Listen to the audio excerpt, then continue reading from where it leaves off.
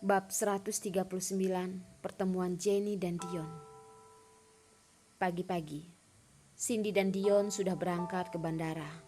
Mereka tidak membawa koper. Dion sudah mempersiapkan semuanya, tidak perlu membawa barang lagi. Hanya saja Cindy terlihat tidak senang. Dion pun beberapa kali ingin berkata, namun melihat ekspresi Cindy pun akhirnya tidak jadi berkata. Cindy kelihatan lelah. Begitu duduk di pesawat, dia pun memakai penutup mata dan mulai tidur. Dion juga tidak mengganggunya. Semuanya yang ingin dia katakan hanya bisa dia tahan. Di Amerika akan sangat berbahaya. Dia tidak boleh meremehkan Jenny. Dion pun menunduk, melihat sesuatu. Dia sedang menutup mata berpikir bagaimana membereskan keluarga Tanusa Putra dan Jenny. Kelihatannya keluarga Dion sangat aman, namun di baliknya banyak masalah. Dion sangatlah jelas akan hal itu. Sembarangan menarik satu adalah orang yang hebat, namun ketiga keluarga ini mungkin saja bersepakat. Satu-satunya masalah adalah mereka tidak terlalu cocok. Memikirkan ini, Dion pun menjadi senang dengan lembut mencium dahi Cindy. Cindy seperti merasakan sesuatu yang menyentuhnya. Dia pun menyentuh dahinya dan berbalik.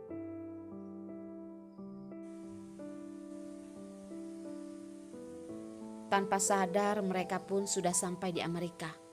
Karena perbedaan waktu, mereka sampai di Amerika masih pagi hari. Terlihat matahari yang bersinar. Kota ini pun seperti baru terbangun. Kota ini terlihat begitu tenang dan indah. Tidak ada suara mesin, terlihat sangat tenang. Ada mobil yang datang menjemput mereka ke rumah Dion di Amerika. Cindy tidur sepanjang penerbangan. Kelihatannya dia sudah sangat segar dan Dion malah terlihat lelah. Dia masih belum istirahat. Mereka pun kembali ke rumah untuk istirahat sejenak. Belakangan ini Cindy sangat suka tidur. Duduk di pesawat seharian pun membuatnya lelah. Begitu melihat ranjang, dia pun tidur lagi. Saat dia sadar Dion sudah tidak ada, Cindy menyentuh perutnya dan keluar dari kamar. Pelayanan sangat baik. Rumah itu terlihat begitu bersih. Saat Cindy bangun sudah siang hari. Untungnya adalah pelayan itu bisa bahasa Indonesia. Kelihatannya Dion mempersiapkan dengan baik. Cindy sudah lama di klub malam. Setelah ibunya meninggal, tidak ada waktu untuk sekolah. Bahasa Inggrisnya tidak bagus.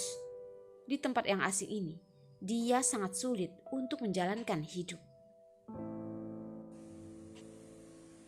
Pelayan mengatakan siang ini Dion tidak pulang makan siang.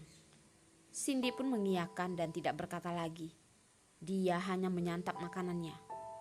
Ponselnya berdering. Ada pesan yang masuk. Cindy mengeluarkan ponsel dan melihat sebuah gambar.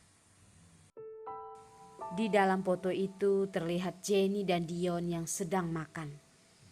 Dari gambar terlihat jika ini di Amerika. Tidak tahu siapa yang mengirimnya. Cindy melihat sejenak dan menghapusnya.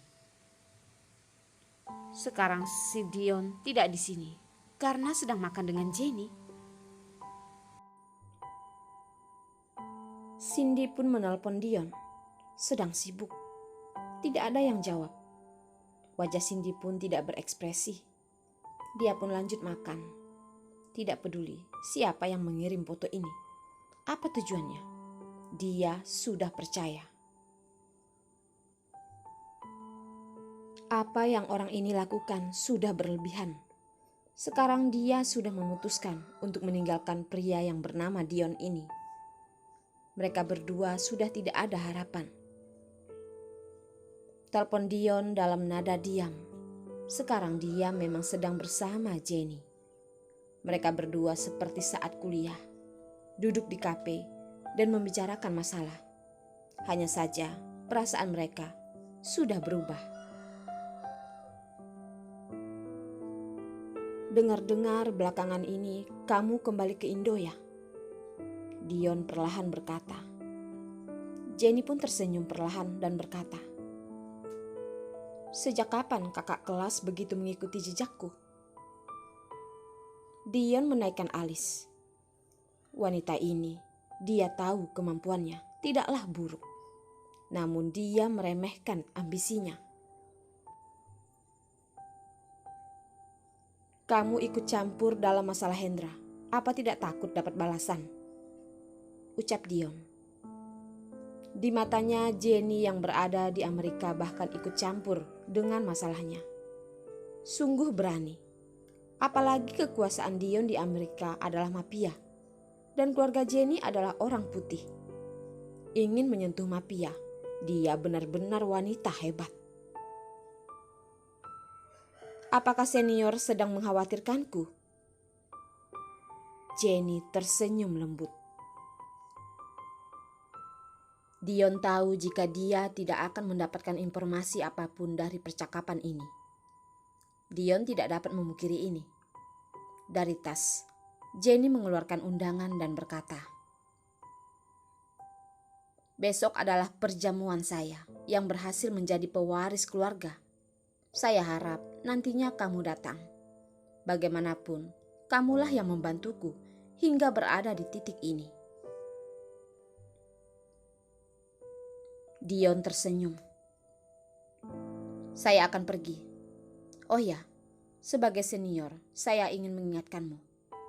Air bisa membawa perahu dan juga bisa membalikan perahu. Kata ini adalah peninggalan moyangku." Wajah Jenny pun tidak berubah setelah mendengar ancaman ini. Dia berkata, "Saya tahu." Mereka berdua pun mengucapkan selamat tinggal.